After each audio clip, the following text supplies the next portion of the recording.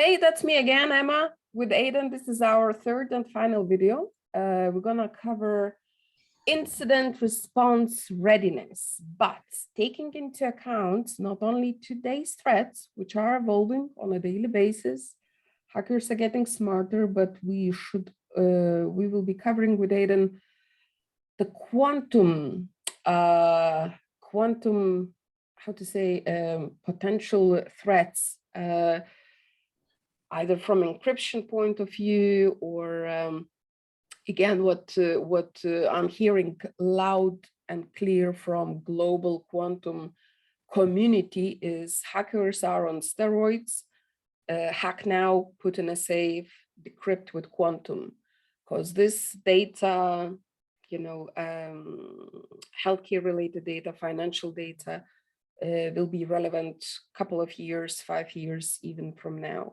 So Aidan, yes, let's talk about your views on this subject. Yeah, obviously very relevant. It's just around the corner, and it will not be a long time before this technology trickles down to not just hackers, because nowadays when we think about hackers, I think we're thinking about fairly developed criminal organizations or nation states, because the most publicity now. And if anything, nation state actors are probably going to be some of the first people to get their hands on quantum computing power. And large scale criminal organizations will be, not too far down the pecking order. But I think one of the real concerns is how far down will it trickle down? Could we, we were in an age, I think, a couple of decades ago, where your average sort of idea of a hacker was the lone wolf in their basement, just wreaking havoc with one computer. And the days of that are largely gone. To get into systems, to crack passwords and to decrypt data, it usually takes someone who is a member of a fairly large organization or group with quite considerable resources, especially, when you're talking about large organizations that invest like tens of millions, even hundreds of millions into their cybersecurity budget. That's not necessarily a threat for them anymore. But I think quantum could actually throw us back a little bit if we don't use it to our advantage. So if we get left behind, we could end up back in the days of a single lone actor can cause real damage to organizations because of the decryption power that quantum computing can provide, and the sort of element of password cracking as well that quantum can provide. And I think that that could be an issue. I think it's important to start looking at, okay, if people are going to decrypt with quantum, how can we encrypt with quantum, and things like quantum key distribution, and it's already available. Yeah, so other frameworks and things like that. But I think ultimately, when it comes to encrypted data, the biggest issue for me personally seems to be it should just to be prevent them getting in the first place. PCI DSS, for example, they still recognize encrypted data as sensitive because it can always be translated back into its raw format. So I think some organizations may look at encrypted data as, well, it's encrypted, so as long as the encryption method is safe, we're safe. But actually, not always. Any encrypted data is possible to revert it back to its original form. Even with a basic computer, it might take hundreds of thousands of years, but it's possible. And as long as it's possible, there remains a threat there, because when the quantum sort of computing power comes in, and when you start souping up computers, and like you said, you get hackers on steroids, I think it's going to be really difficult for organizations to keep their data encrypted, especially once it leaves their hands. So the important thing really is to just bolster the security solutions you've got in, especially around like identity and access management, And with password cracking, I mean, complex passwords are important, obviously, and you know, it's important to not reuse and have complex passwords. You know, it's the basic cybersecurity guidance that we tell everyone, but I think we need to start looking at varied multi-factor authentication. So not just 2FA OTPs, but we really need to start introducing things like biometrics, you know, individual attribution.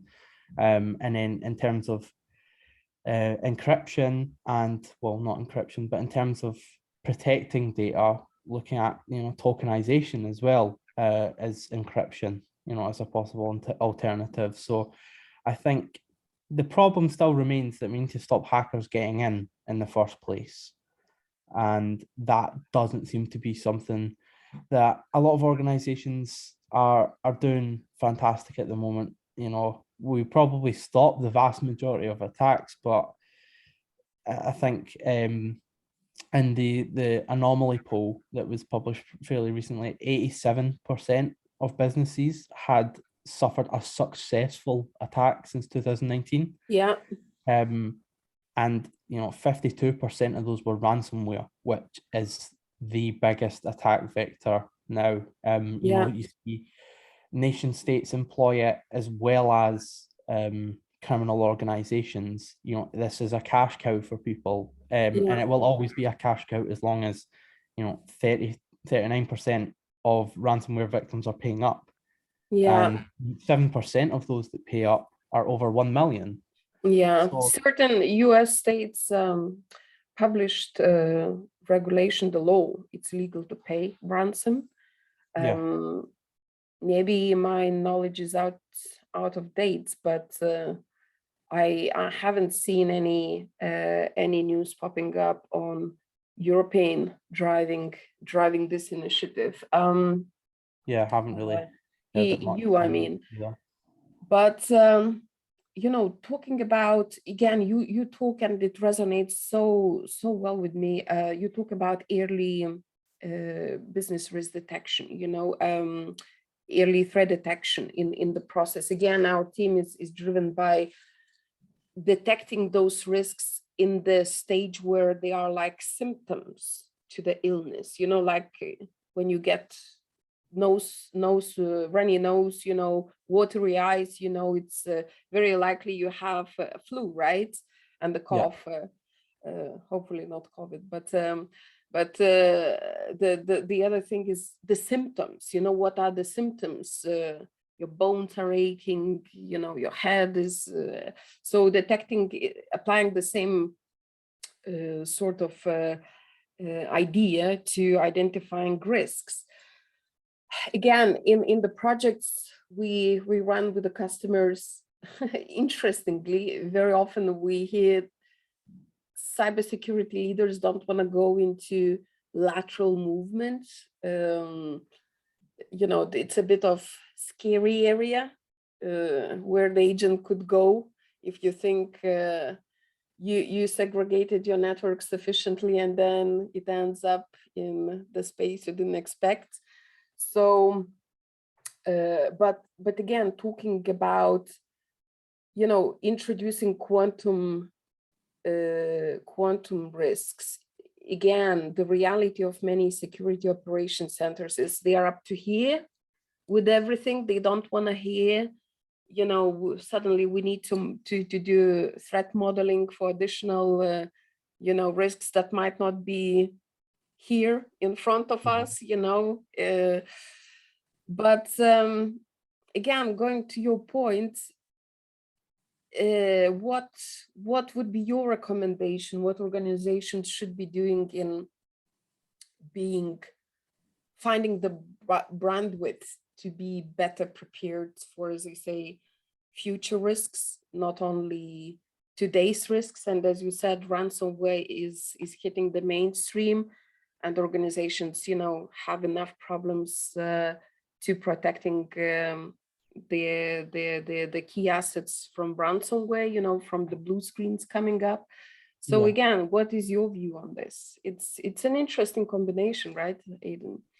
Yeah, I think for me, the next couple of years or so in cybersecurity is going to be a very trying time for organizations. And I think it is fundamentally going to be how much automation will you adopt, or how much are you going to rely on traditional methods of SOC monitoring and people, and people responding to alerts, manual processes, because we're at the point now really where even if we trim the fat, like I was saying earlier, and we just alerted on incidents that we were 100% certain of, the overhead is still massive, and there is nothing more that you can do really to trim the alerts. Even if you have 100% alert quality coming through, still too much stuff.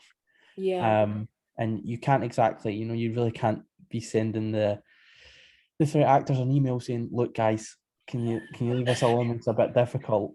Give us a break.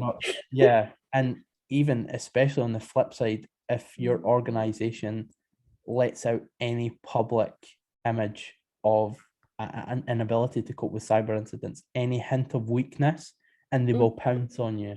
And if you let slip at all that you're close to your limit, then you're basically gone. And I think the most important thing, is definitely to bake as much automation and intelligence into that as possible. So the automation part is pretty easy. It's just work with and really trust your engineers in the SOC and your IR functions. These guys have been responding to incidents for a long time. So work with them to write the automation, get them to create playbooks and say, well, how much of this playbook can a robot do? And try and take as much of the load off them as possible, because I think as well, it's pretty difficult for people in incident response to really stay motivated with their roles if everything that they're doing is monotonous and could be done by a robot as well. So I think you're going to get SOC and IR people working at their highest level because they're very motivated, and I think a lot of people in that side are quite creative in terms of how they want to respond to incidents. They don't want the same incident coming up every time. They want a little bit of personal, right, okay, I can sort of direct where this investigation goes. And you're going to see a bit of staff turnover when you have them effectively just doing cybersecurity admin, picking up alert details, dropping them here. So I think automation's not the hard part. Automation is the easy part, but you just need to trust the guys in your SOC and IR functions. The difficult part, I think, is intelligence. Now, a lot of organizations are not ready for open source intelligence. They really gatekeep the intelligence that they make, and they say, I really don't feel like sharing this with anyone. Whether it's, they just don't trust organizations, or whether it's, just like any sort of gatekeeping thing, I think organizations really need to champion open source intelligence as much as possible, because we need centrally to have all of the resources of these organizations contributing to massive, like sort of giga repositories of intelligence that we can feed into these automation processes. Because a lot of organizations, they're a little bit scared to trust others with, this is some like really sensitive cybersecurity data that we got. This is this is what the malware done when we run it in our sandbox, or this is what it done when it got on our network. I think a lot of people at higher levels are still kind of nervous to share that information, and I think we just need to rip the plaster off and realize that if we as an entire industry don't work together, it's a case of divide and conquer. If we're just all in our little silos, then we're very easy for threat actors to come along and knock over. So that's the hard part, just getting massive buy-in for open source intelligence projects. But then that's kind of useless as well if you don't have automation. You can have all the intelligence in the world, but if you can't effectively act on it, then pointless.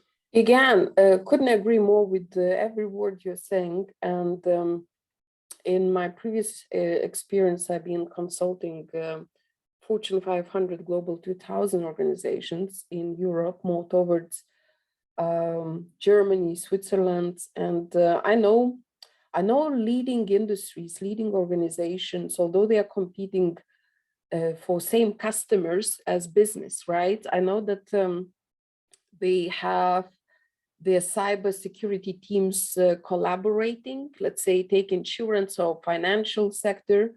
As I say, they might be competitors for same customers, but cybersecurity teams are really working closely. Again, based on my knowledge, it's not, hey, suddenly we're opening up this threat intelligence to everyone who is, for example, in the insurance industry, but they are like, top 5, top 10 from cybersecurity aspects are forming those behind the doors clusters where threats, industry specific threats are being exchanged in, trusted manner. So I'm not aware of this in UK, but I know outside UK for facts, through the consultancies. There's definitely a relationship forming between some of the bigger organizations that feel like they do have the ability to trust each other with this data, but ultimately it isn't necessarily them that's going to suffer, because each of these businesses, they have fleshed out very complex and mature intelligence divisions and intelligence employees, and some of the best in class work in these companies. But I'm thinking more downstream for your small to medium sized enterprises that have a lot of intellectual property that they need to protect as well. And a lot of cases, these guys are in the supply chain for the top 5. So I think it's important that not just keeping the top 5 how they are and just holding everybody else up. I think it's important that we start pulling up smaller businesses that don't have access to this. If we could say to a smaller medium enterprise business, with a couple of hundred employees and some digital IP that they want to protect, if we can say, here is a list of actionable intelligence that's been curated across some of the best intelligence divisions in the industry, then you're not going to see it back unless they're involved in your supply chain. But I think it's just important that we create a better security posture across organizations, even when there's no direct benefit for it. Just give this information out to people and say, look, here's some actionable intelligence and look after yourselves, because I think the top 5s do look after each other now. Yeah. And I can say this, it's better in collaboration than we've probably had, but we still have some way to go. And I think probably that needs to come from government and stuff as well, that need to be pushing the big organizations to share the data, and then from government and things like the NCSC in the UK, just circulating that information to small and medium enterprises and making sure that the whole country or the whole continent or eventually the whole world is resilient, because we are more resilient in numbers. Yeah. No, again, but having said that, there is totally different aspect, again, based on our observations, real life projects. When we go into SMB area, the other challenge is, hey, I got only 1 or 2 team members, and a list like this, my hands are outside the screen of actionable information. And not, again, it's a part of a cybersecurity strategy. The leadership chooses to embed, are you outsourcing? Do you get an extended hand to help reinforce your cybersecurity posture, or you're relying on your internal limited team availability and skills knowledge, So unless you take the real action of the actionable information, it remains an information, right? Yes. Yeah. So yeah, all those aspects, you're right. And it's very interesting how our conversation went and touched, not only the top 10, top fives, but small, medium business, and again, what we are seeing a lot recently is more projects on incident response MDR when it comes to SMB. Large ones, enterprise ones are covered with internal teams pretty well. No, good. Any other things to add, Aidan? A really nice conversation, totally enjoyed, nice inputs, and plenty of points to think. Yeah, I think the only thing I'd like to add as maybe a closing note is that the like we touched on earlier,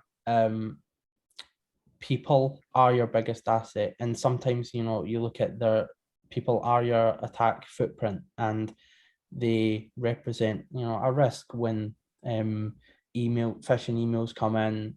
Attack vectors through people are massive, but then again, you can't run your business without people. You can't run a cybersecurity function without people. And as much as technology like automation and intelligence and big expensive SIM platforms are important, they'll never be more important than people, because people ended up building these things. So I think investment in people, especially tearing down some of the preconceptions that a lot of people have about cybersecurity. Some people just look at the industry and see, oh, this is a very complex industry. I'm not sure if it's for me. It's a bit too difficult. And I feel like as an industry as well, we're starting to do it better, but we're like we need to do a little bit more with diversity as well, and including diversity of thought, diversity of background, because that's when the good ideas come out, is when people who have different opinions and stuff, through diversity, they share stuff. So I think champion people through apprenticeships, sponsored university courses and degrees, investing in small and medium cybersecurity startups as well. Even not just from a financial perspective, but these startups may provide the technology that's going to secure your infrastructure at some point. So totally. I think it's just important sharing the love across the sector and investing in people. And again, my closing note, to echo your words, is also about people. We have completed a second global SOC survey, and so we have identified that those organizations who, as you say, invest in people career path. So let's take SOC analyst level 1, 2, or different aspects of SOC of operations, security operations center.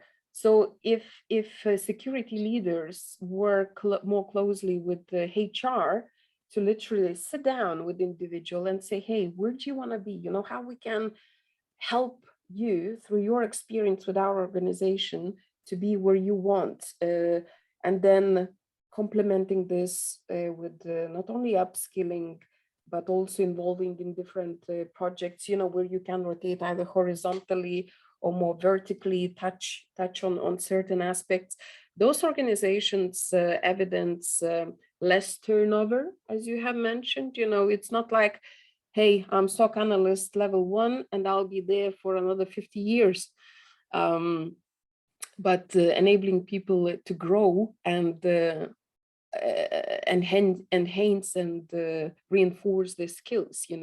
The other interesting topic we came across is more organizations are looking to not only start offering, or accelerate red, blue team, real hands-on customizable exercises, but there is now a focus shifting to, hey, let's add, let's show our security teams, introduce the business acumen, how security works from the business point of view, what, not just thinking from technical mindset, but also from business perspective.